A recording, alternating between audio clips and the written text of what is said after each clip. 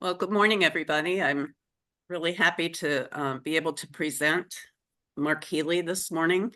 He and his wife started a franchise here, Senior Care Housing Authority, based on their experience with moving their parents, correct, Mark? Yes, ma'am. And finding homes for them. He was a physical therapist for 30 years, is a certified dementia practitioner and a certified senior advisor.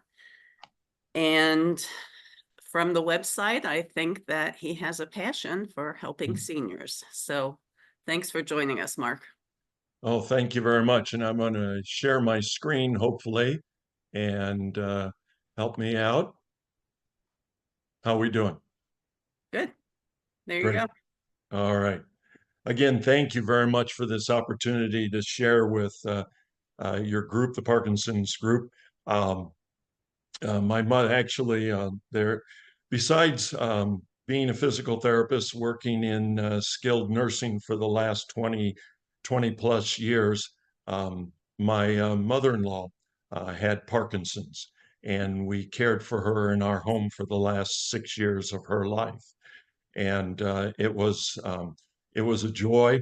It was a pleasure. She was a wonderful woman, and raised a wonderful daughter. And um, I do have a passion to help seniors. I like to say I want to help people skid into heaven rather than plop into heaven. So part of safe driving is part of that. And I am just thrilled to be able to help older drivers uh, prolong their safe driving career. So we'll get started with our presentation of Safe Drive through the aging process. Big question is what can I do as an older driver? What can I do, Mark, to continue driving safely? And I am really here to help the older driver. Uh, I know some people may be hesitant to join in on this conversation because they might think I'm here to take their keys away, take their driving privileges away. But that is absolutely the opposite of what my goal is today. My goal is to help the older driver be able to maybe adjust some of their driving skills, some of their driving habits, and to stay safer on the road longer. So self-awareness is the key, knowing what you're able to do, what you're not able to do. You have to be able to accurately assess what you're capable of doing.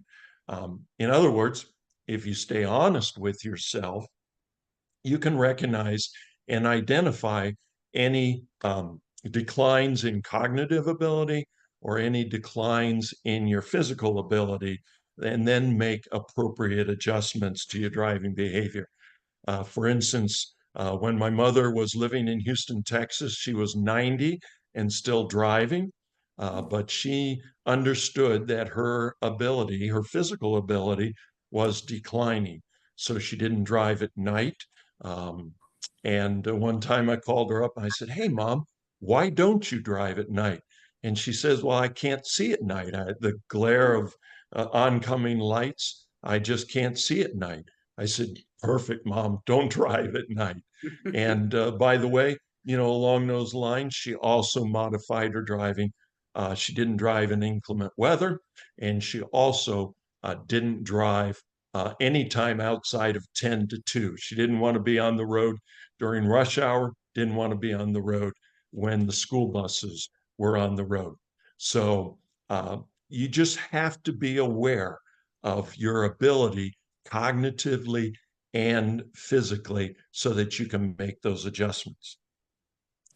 So if we were in an audience, one of the things that I would ask is, who's the safer driver? Is it the younger driver? Is it the older driver?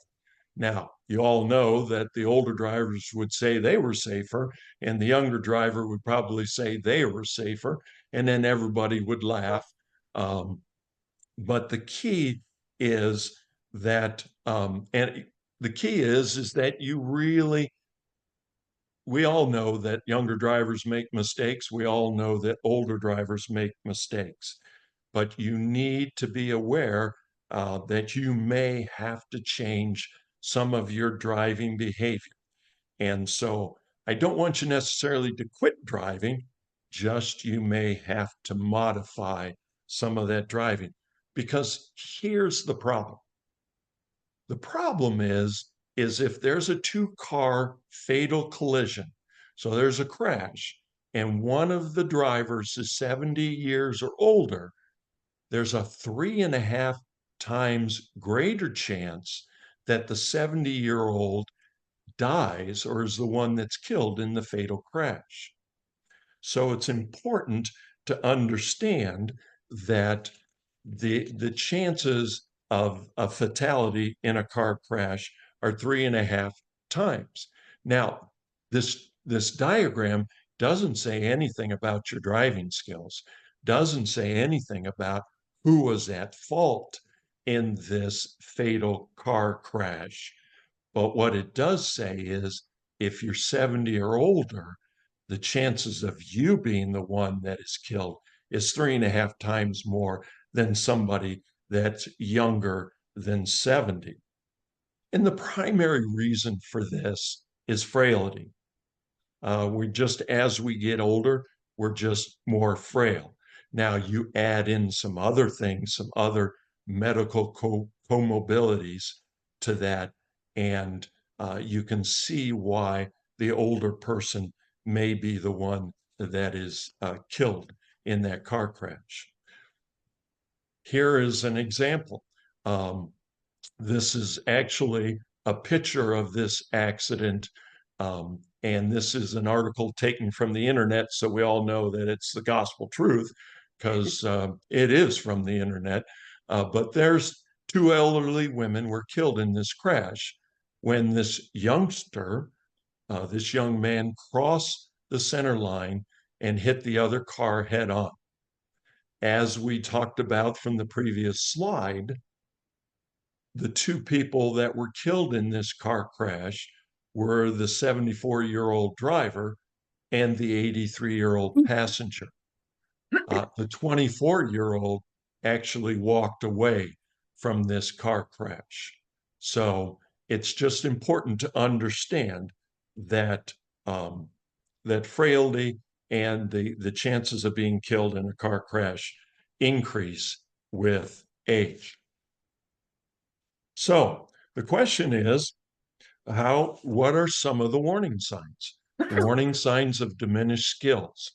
I don't know if you've seen some of these or have driven with someone, abrupt lane changes. The founder of Beyond Driving with Dignity, Matt Gurwell, talks about how he was doing a driving assessment and they were on 71 and the person just changed lanes. No turn signal, no looking, just abruptly changed lanes. I've driven with people that brake excessively hard or accelerate excessively quickly. Could be signs of diminished skills. More frequent close calls. Maybe we've had adult children tell us that their neighbor has called them once again that mom ran over the mailbox or bumped into their car.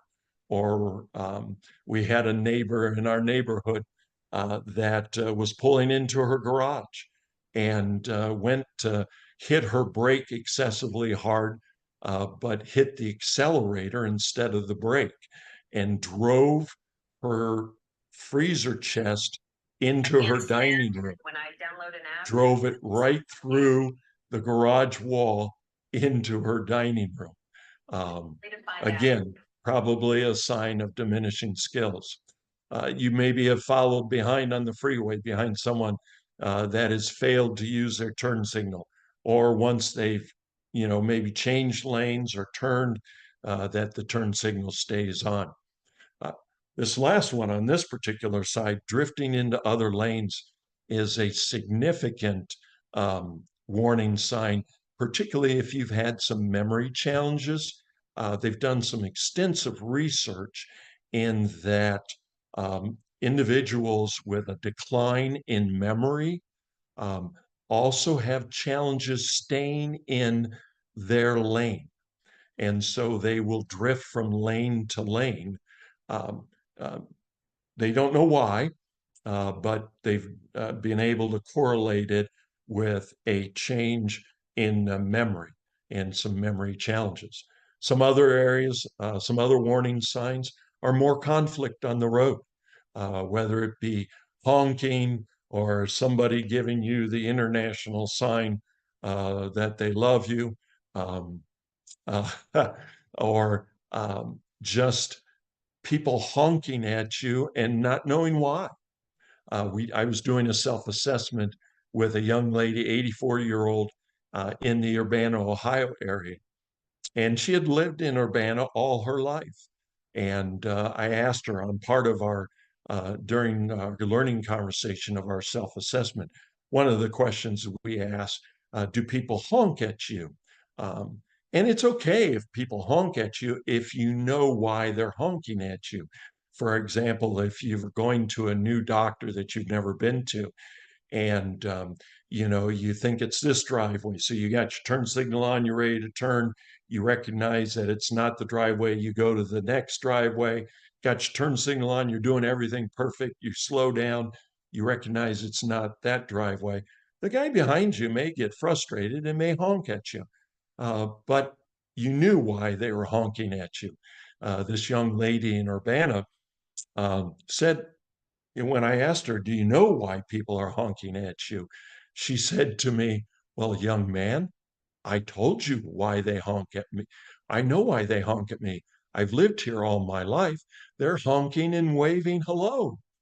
Well, when we got to the driving portion of the self-assessment, they were not wave honking at her because they knew her. They were honking at her because she was a terrible driver. So it's okay to be honked at. Just know why you're being honked at. If you don't know why you're honking at, could be a sign of diminishing skills. Getting lost more often is also a diminishing skills. This is not um, a symptom of diminishing skills if you're getting lost going to a new location. We've all gotten lost going to a new location. I've gotten lost using a GPS. That is not what we're talking about here. We're talking about if you get lost more often going to places you've driven to for decades, getting lost going to church, getting lost to the dentist that you've gone to for the last 40 years. That is a sign of diminishing skills when you're getting lost going to familiar places. And then the last one on this slide is, just reluctance from friends or relatives to have you drive them anywhere. My sister, who lives in Chicago, she asked her mother-in-law not to drive her kids anymore because she recognized her diminishing skills. Actually, she paid no attention to my sister, picked up my niece and nephews and drove them to a park. But the park the park faced Lake Michigan, and it was on a decline, and she failed. She got out of the car, but failed to put the car in park, and the car actually started towards the lake. Fortunately, someone was able to jump in the car and put it into park, but my sister had asked her not to drive anymore because my sister recognized that she was having diminished skills. So, what can you do to continue driving safely? And those that have the ability to drive safely can indeed reduce your risk by driving by some of these things. And if we were in a big group and everybody was there, I'd ask you to raise your hand if you've only driven on familiar roads, that you've eliminated unfamiliar things. If you've never been to a place, you just don't drive there anymore. You only drive on familiar roads.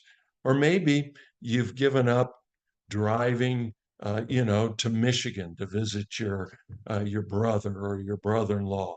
Uh, you only drive shorter distances. So now you're only driving to church, you're only driving, uh, to the grocery store or to your favorite restaurant. You've just limited your driving distance on less traveled roads.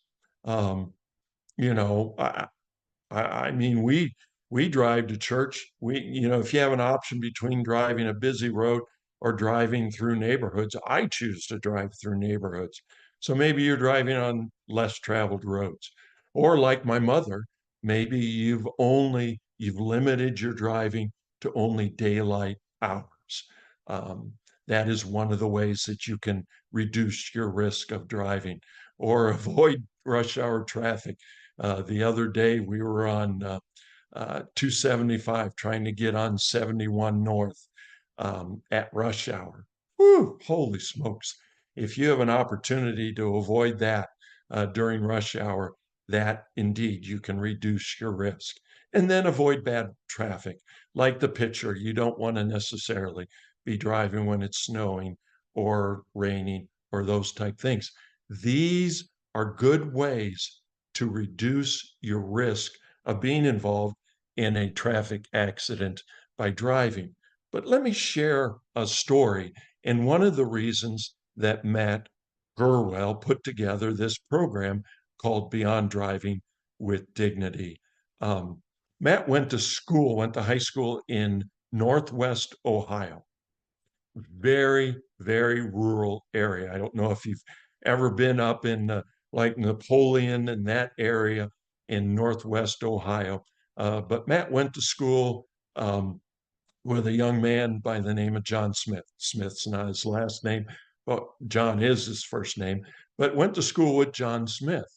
When the school bell rang at the end of the day, John and his brother and sister bolted for home. They couldn't participate in band or any activity after school because they lived on a working farm. So they needed to get home and work the farm. John's parents, Mr. and Mrs. Smith, worked the farm, grew up on the farm, built a home on the farm, and just that was their life. Their family was agriculture and their living was the farm. So John went home. Fast forward years, decades, John and his brother and his sister have built homes on the family property. Mom and dad still live in the family farmhouse on the corner of the property. Fast forward another couple decades, and Mr. and Mrs. Smith have retired from farming. So John and his brother and sister and their families have taken over the farming business. But one of the things that Mr. and Mrs. Smith loved to do was they would have breakfast and then they would get up and they would drive the perimeter of their farm. And they would do what farmers do, I guess. I grew up in the suburbs, but they would check the farm, check the fence line, check to make sure that the animals were where they should be, check to see how the crops were growing. Uh, Maybe if with John and his sister and brother having homes there, they might stop in and visit, or if they were on vacation, water their plants, take care of their pets, those type things. This particular Saturday morning, this one particular Saturday morning, beautiful day, sunny, just like in the picture on the screen. Mr. and Mr. Smith, Mr. and Mrs. Smith got in their car and started driving around their property, checking the fence lines, checking the animals, doing those type things. And, just going around doing what they enjoyed doing is just having a nice leisurely drive around their property. Now, their house was situated at the corner of their property. So one street that ran directly in front of their property didn't have a stop sign. So traffic didn't have to stop at the intersection. But the road that crossed over that had a stop sign. So it was a two-way stop. Mr. and Mrs. Smith on this particular Saturday morning came to the stop sign. All they had to do was cross the road, then their driveway for their house. As soon as they got across the road, their driveway was right there. They would just turn into their driveway. This particular Saturday morning, they came to the stop sign, presumably looked both ways, pulled out into the road, into the path of an oncoming dump truck that did not have to stop. The dump truck hit the Smith's car. The dump truck was driven into a tree. The dump truck driver was killed instantaneously when he hit the tree. And Mr. and Mrs. Smith's car was forced into their front yard, not killed by the collision itself. They died in the car and burnt to death. And they know they burnt to death because people, the witnesses, heard them screaming in the car. Now, as we think about those previous things that we talked about on how to keep you safer longer, let's go back and revisit those. Were they only on familiar roads? Absolutely. They'd driven this path many, many years. Were they shorter distance? Absolutely. On less traveled roads? Absolutely. Northwestern Ohio, every road is less traveled road. During daytime hours, just like the picture. Rush hour traffic, no such thing. Avoiding bad weather, it was a beautiful, sunny day. So you have to really kind of ask yourself, did those tips maybe prolong their safe driving years, but were they good enough to keep Mr. and Mrs. safe? And the answer is no. The moral of the story is that these tips on the screen right now are not enough to keep you a safe driver forever. These tips are good, but they won't insulate you from being involved in a traffic crash. They will indeed help reduce the likelihood, but they will not, if you are having a decline in cognitive ability or physical ability, they will not prevent you and help reduce the likelihood of an automobile crash. Interesting, the National Highway Traffic Safety Association says on average, Americans are outliving their safe driving years by 7 to 10 years. So what that basically means is if you're perfectly healthy, if you're blessed to live long enough, we will all outlive our safe driving years by 7 to 10 years. So if we have no diagnoses, if we don't have Parkinson's, if we haven't been diagnosed with dementia, if we're wonderfully healthy, because of the aging process, we will still have to at some time retire our privileges of driving. So they'll keep you safe, but if your skills are being reduced, you may find tragedy. And the tips are good, but no cognitive or physical challenges. They'll help, but they won't keep you a safe driver forever. Interesting. Don't be this person. I had a gentleman that I was doing a self-assessment for, 97 years old. He met me at the door. His adult daughter, had asked me to do a self-assessment and help her father make a good decision in regards to driving. He met me at the door. He's 97, met me at the door, and he said, I am a better driver than you. I have been driving for 97 years or 90 years, he told me. He's 97. He'd been driving for 90 years. He learned to drive on his grandfather's farm. And most of the drivers that I've met are better historians than they are visionaries because if you haven't had a ticket, if you've driven for 65 years and never had a ticket, never been stopped by the police, never had an accident, your car looks like it just rolled off the showroom floor. You don't have any dents, any scratches. You've had no problems. Because you've driven safely for 65 years does not mean that you will continue to drive for another 65 years. So you need to keep in mind that due to the natural aging process, your driving ability may decline because of that, of vision, hearing, ability to react to things, those type things. So don't be that person that says, well, I've driven for 65 years without an accident. I'll never have an accident. That may not be true. So don't be that guy. The U.S. Department of Transportation, Federal Highway Administration says that intersections are planned points of conflict. And it's important to recognize that the majority of fatalities for the older individual happen at intersections. You know, you look at this picture, you've got 5 lanes going one direction. You've got 4 lanes coming at you. You got 3 lanes here. You've got pedestrian pathways. Some of these new roads up in Columbus and gosh, in some of these areas in town, they're adding bike paths and all of these things at these intersections, making them more and more challenging. And it's very important to recognize that you might drive from here to Columbus on 71.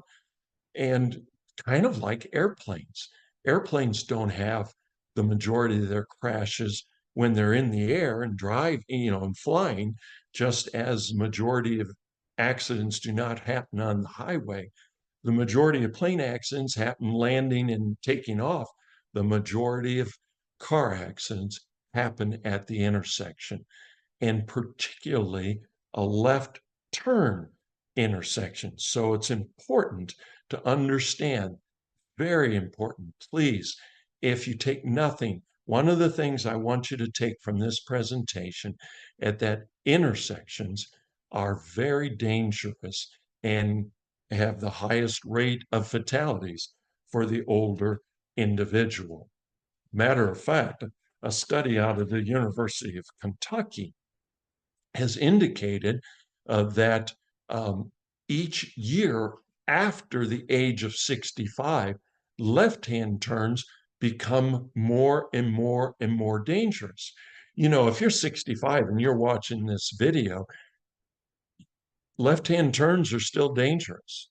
If you're 66, your odds of being involved in an accident turning left just increased 8%. If you're 67, 16%. If you're 68, 24%. And so each year it increases.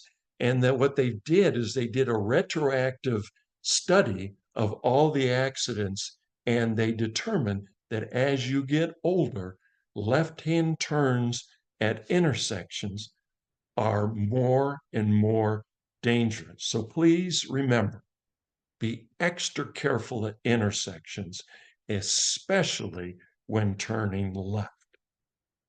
Now, a lot of times people say, well, shouldn't there be an age for when you should stop driving? And chronological age is not a line in the sand of when you should stop driving. Uh, the 97-year-old may have been a great driver, but he had Zippo memory. He couldn't tell me the address that he had lived, that I did the assessment at, and he had lived there for 35 years. He couldn't tell me what the machine that was beeping to tell him to take his medicine, he couldn't tell me what that machine was. So at 97, he just, because of cognitive issues, was not able to continue driving safely. But I had a self-assessment of a 95-year-old that I would drive to California with because he still had physical and cognitive ability. So it's not a line in the sand. It's interesting, I had a young lady, 84 years old, up in the Centerville, Ohio area. She called me up and she said, I'd like you to do the self-assessment Beyond Driving with Dignity program. And I asked her why. And she says, well, I just turned 84. My kids have called me up and said, Mom, you just turned 84, so you should stop driving.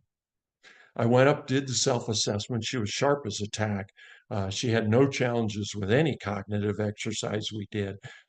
She had really good driving ability. She did have some challenges with roundabouts. We all have challenges with some roundabouts, and but she was a good driver. The family wasn't real happy, but I didn't see any reason for her to need to retire from driving because so age is not necessarily a um, a predictor that you need to retire, but you just again need to recognize as you get older, you need to be aware, self-awareness, aware of diminishing skills, whether they be cognitive or they be um, uh, physical. So to lighten this up a little bit, let's look at a cartoon here. And here we have these two yahoos on the side of the street saying, I'm starting to think retesting seniors for driving isn't a bad idea, as grandma is ordering a Happy Meal from a post office box. Might not be a bad idea that she gets her driving self-assessed or assessed with a good driving program.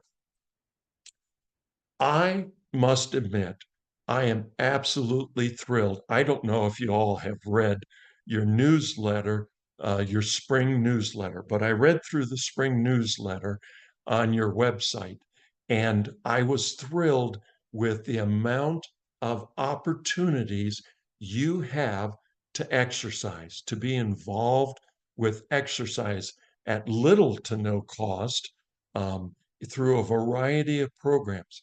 And I always, as a physical therapist, I always encourage the older individual to exercise. Like I mentioned at the beginning, I want to see people skid into heaven, not plop into heaven. So I have always been a proponent of exercise. But this is a study out of Yale that took two groups of older drivers.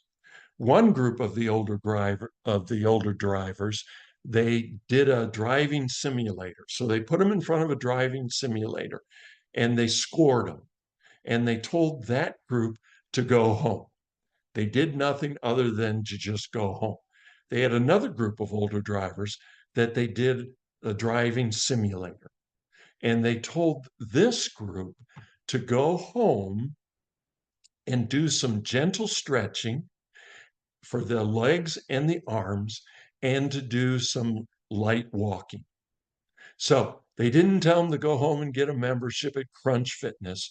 They didn't go home and tell them to go spend money on weights or anything like that. They just told them to go home and do some stretching for your legs and your arms and do some light walking. They brought both groups back. The group that did the exercise, the gentle stretching and the walking, made 37% fewer critical driving errors than those that did not exercise. Wow. I have told people that exercising will actually prolong your safe driving years. Now, you have to take into effect the other things that may be going on cognitively or with your vision or with your hearing or just your physical ability. But if you could prolong your driving with exercising, why wouldn't you exercise? But here's the kicker, the last bullet point on this slide. Those that did not exercise actually declined over that 3-month period. So those people's driving ability actually decreased, which is phenomenal. So I strongly encourage you to be involved with an exercise program. So moving on, why are seniors reluctant to give up their driving? I have not failed in all the time I've given this presentation, whether it's to seniors or whether it's to the adult children, when I ask the question, why are seniors reluctant to give up their driving? The answer is, and you can all say it together, the answer is you don't want to give up your independence. Absolutely. And we understand that beyond driving with dignity. We understand that. We understand independence is very important. Now, some other reasons that you may not want to give up your driving is that the senior driver may feel that they're a burden to their family members. Um, who among us, if we talk, you talk about your children, they isn't both children working, or like I have four married couples, and all eight of those guys are working. So they don't have 8 to 5 to be able to take me to doctor's appointments and those type things. So we may not want to be a burden to others. Or this gentleman in this picture may have lost his wife 6 months ago.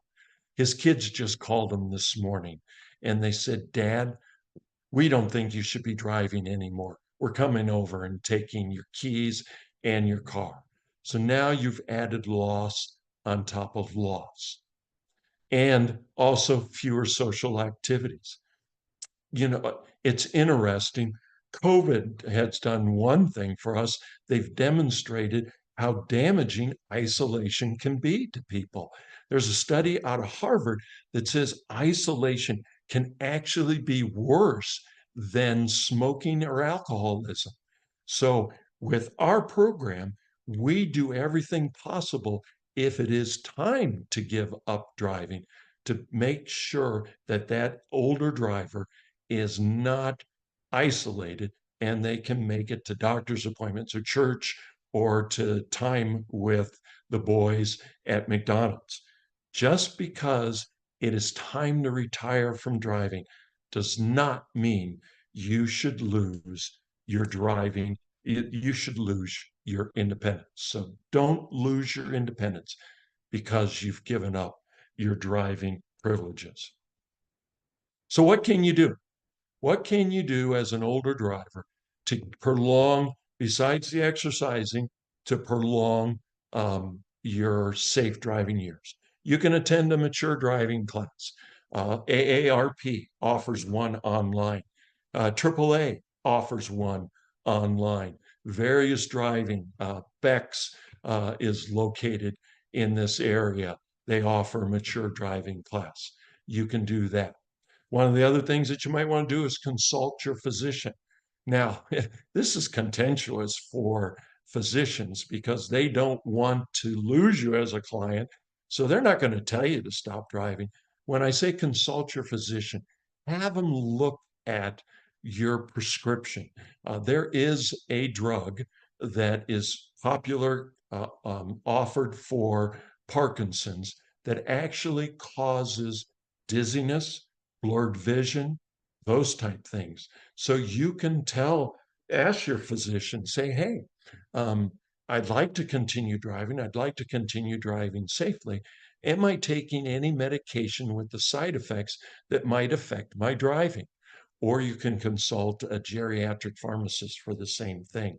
And then how can I take my medicine so that I avoid some of those side effects during the times that I want to drive?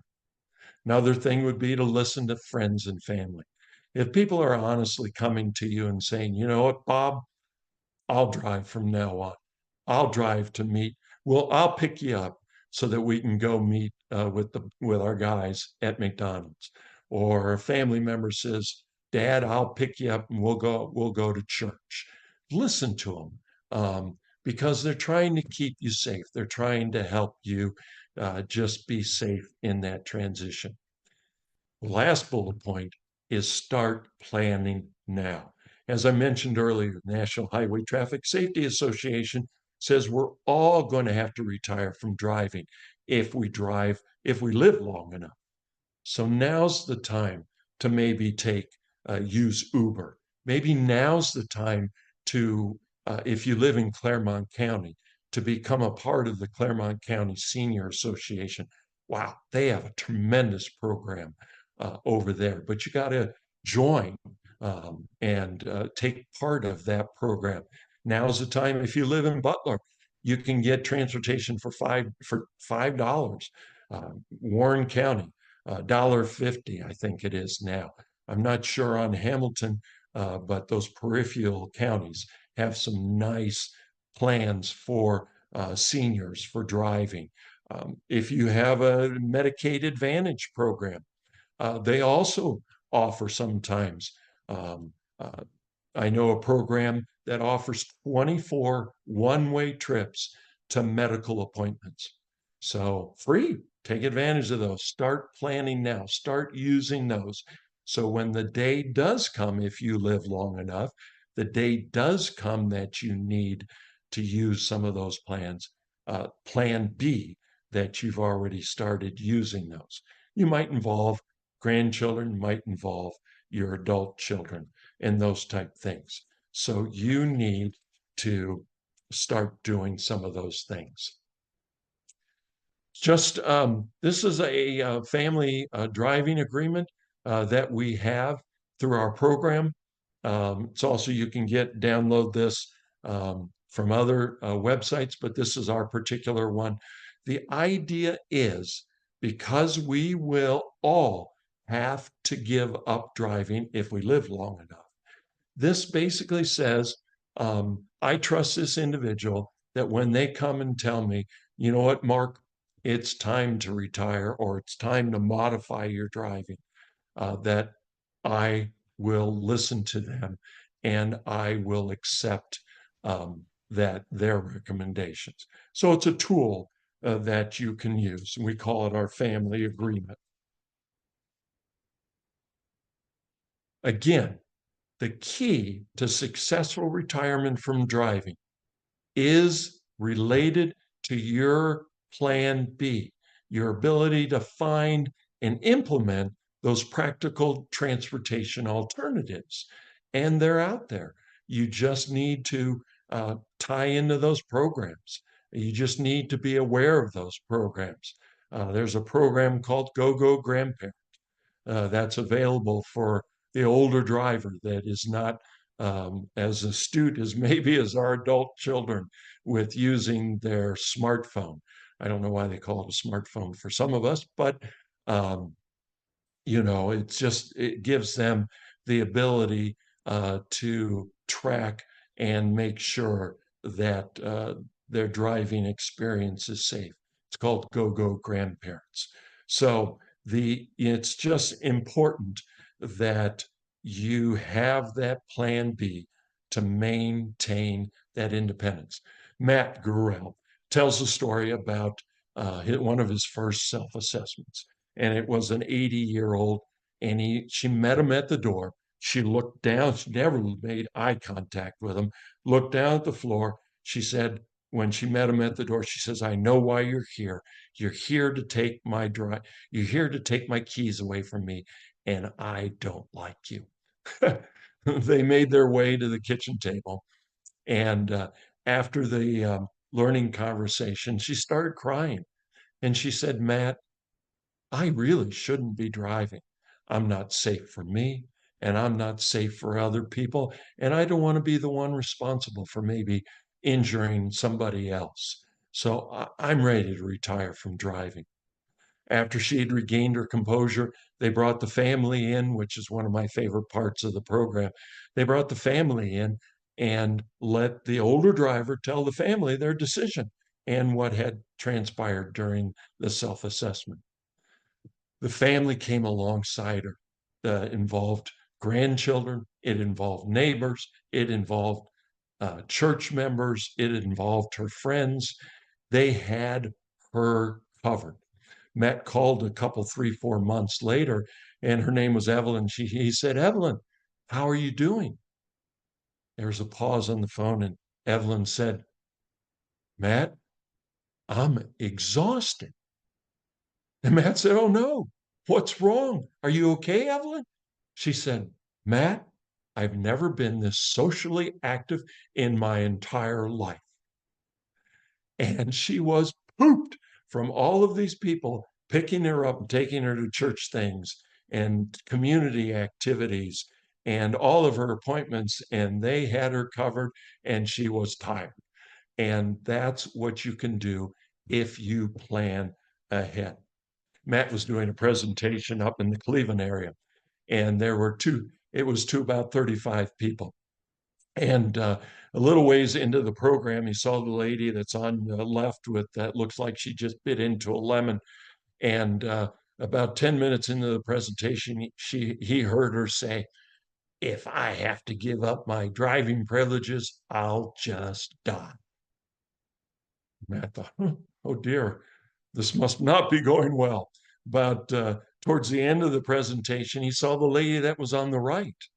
And he overheard her say, if I have to give up my driving privileges, I'm sure I'll figure out a way to get where I need to get. I'll just figure it out. And it was interesting. On the way home, Matt thought to himself, the gal on the left was probably right. If she did have to give up her driving, she might drive. But the gal on the left, on the right, the gal that was smiling that said, you know what? I'll figure it out. I'll be as independent as I want to be, was probably right. And it reminded Matt of the Henry Ford quote, whether you think you can or you think you can't, you're probably right. If you want to stay independent and have to retire from driving, it's really a mindset. If you want to be independent, you'll figure it out. If you want to be independent. If you think it's a death sentence, well, unfortunately, it will probably be that way. Our enhanced self-assessment program, I won't, it's a 3-hour program. I come to the older driver's home. We go right to your kitchen table where the majority of all your major decisions are made. It's just me and the older driver. We ask the rest of the family to leave. We go through a learning conversation. We run through some cognitive exercises. At the end of that, if you have a valid driver's license and you have insurance on the car you want to drive, and I think you're safe to drive, I think that you won't hurt me or you, we'll go to a short drive to 3 places that you would like to go to. So I usually ask you that. Where are those 3 places? If you only had 3 places, what are the last 3 places you'd like to drive to? We typically will drive to those. We'll come back. And as I mentioned earlier, then we'll talk about the older driver and I will talk about what I think, what they think, what my recommendations are. We'll bring the family in. And this is my favorite part. Because if the older driver, it's time for the older driver to retire, then I involve the family. I turn to the family and I say, hey, the older driver is ready to retire or ready to modify their driving. How are you, the family members, going to help make them independent, help keep them independent, help them get to the places that they want to get to? So we do a report. It's a pencil and paper. The report then will be sent to the adult children if you want that, or to your neurologist or to your family physician, just so they know what we have and what you have decided is going to happen. So, two things that I hope that you learned from today's presentation. One, that intersections are very dangerous. Please be very careful at intersections, especially a left-hand turn. Be very careful. And the second thing that I'd like you to learn from this is that if you're attentive to your abilities, if you're aware of your abilities, whether they're cognitive or they're physical, if you're aware of those abilities, you can make some safe decisions. You can make some decisions that'll help keep you safe, help prolong your safe driving years, keep you safe, and keep others on the road safe.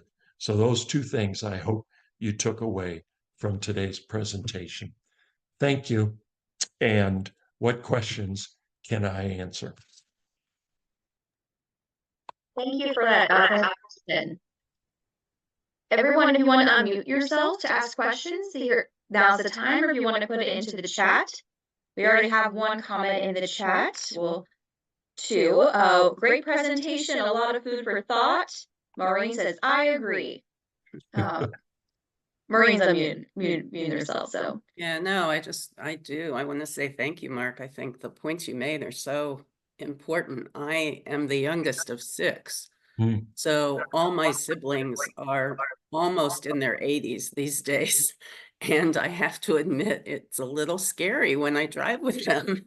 Mhm. So it's just good food for thought. Nobody ever wants to give up driving. They Nope. no.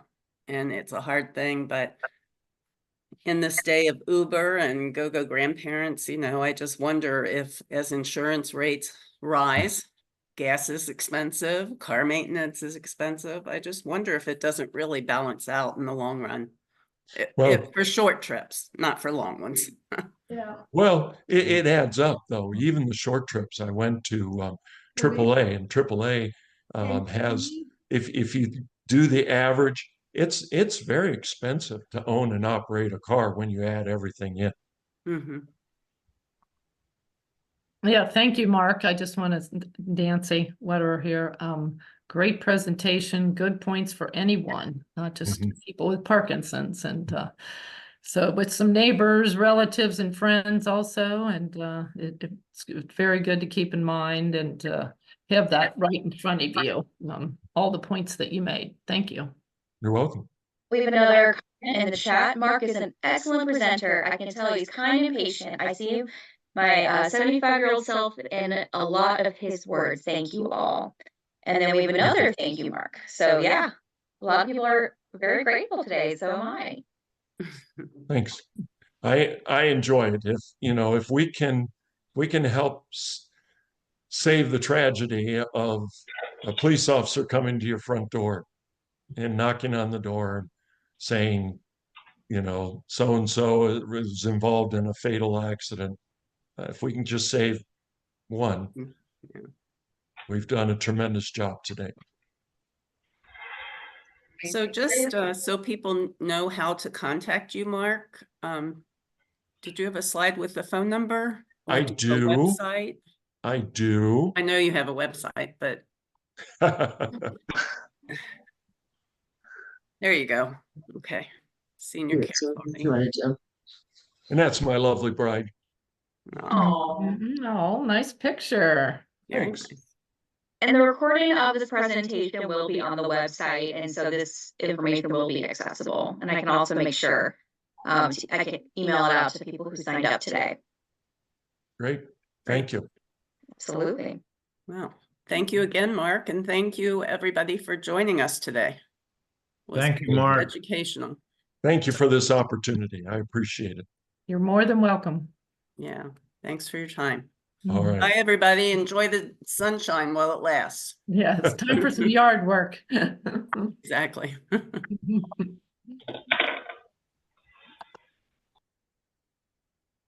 Lord, did you think? Wonderful. Went off here. Continue to sign up on the clock. Okay. I will end the presentation. Thanks, everybody. Thank you. Thank you, Bye-bye. Mark. You're welcome. Thank you.